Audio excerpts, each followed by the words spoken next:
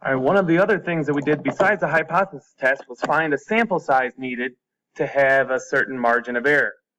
So an educator wants to determine the difference between proportion of males and females who have completed 4 or more years of college. What sample size should be obtained if she wishes to estimate within 2 percentage points using 90% confidence? If she uses 1999 estimates of 27.5% male and 23.1% female from the U.S. Census Bureau that had completed 4 or more years of college, we can find our sample size. Now we're assuming that N1 equals N2 equals N, that the sample sizes are the same for both, or else we can't do it. We can't solve for 2 variables. So remember, a confidence interval is our statistic plus or minus the critical value times the standard deviation of the statistic. This part is our margin of error. So we don't care about our statistic. So it's Z alpha divided by 2, because we're dealing with proportions, it's a Z-score. Our standard deviation of proportions is P hat times 1 minus P hat over N, and we have 2 samples.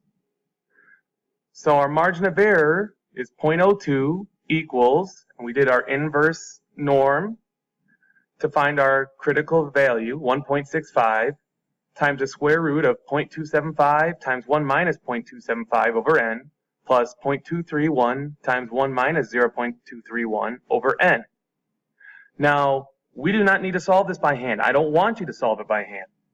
If we're using the calculator, we use N solve, or if you can't remember, it's under menu algebra, numerical solve, and we type it in. 0.02 equals 1.65. The nice thing about the calculator is that you can make it look like exactly what it looks like. So it's a little bit easier to see than GeoGebra. So 0.275 times the complement, so 1 minus 0.275 over N, plus, and we do the same thing, so 0.231 times 1 minus 0.231 over N. Now the last thing we need is we have to say comma N, we need to say what we're solving for. And we have 2566.05. Obviously we have to round up. We can't have 0.05 of a person, nor do I want to see that. If we change it to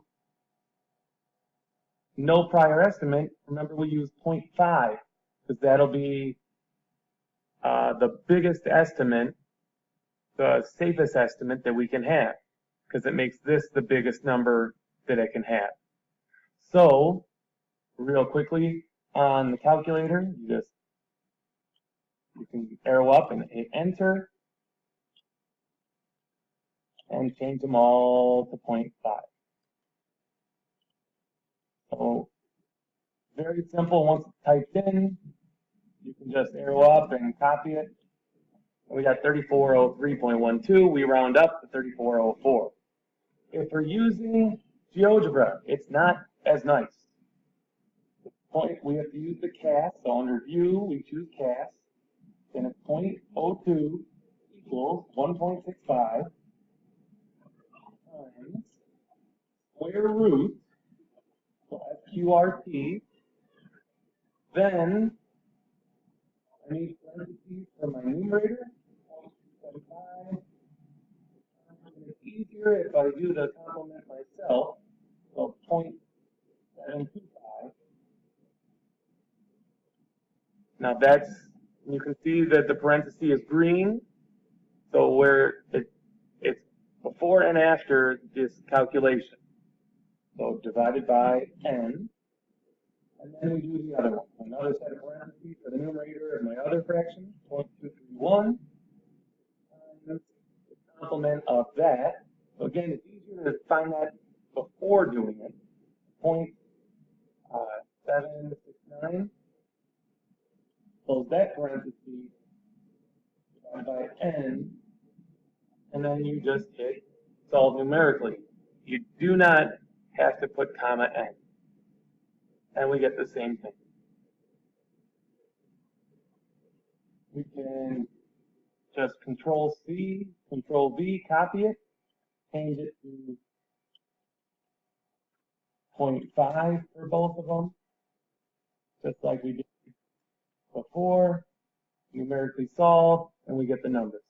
So we need 2,567 people here and 3,404 people here. So very easily use the calculator.